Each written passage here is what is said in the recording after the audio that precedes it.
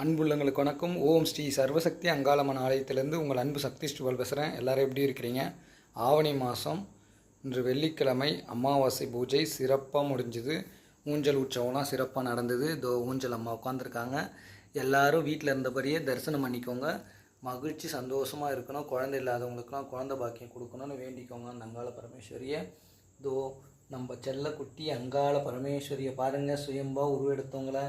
அடுத்தது தாயோட அழகை பார்க்குறதுக்கு கோடான கோடி பேர் வேணும், கோடான கோடி கண்கள் வேணும்.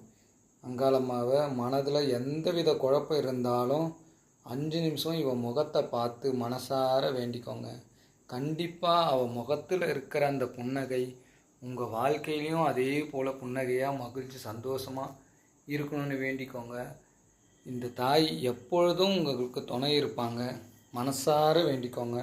எல்லாரும் எப்பொழுதும் சந்தோஷமாக இருக்கணும்னு நானும் அந்த தாயை வேண்டிக்கிறேன். மகிழ்ச்சி, சந்தோஷம்.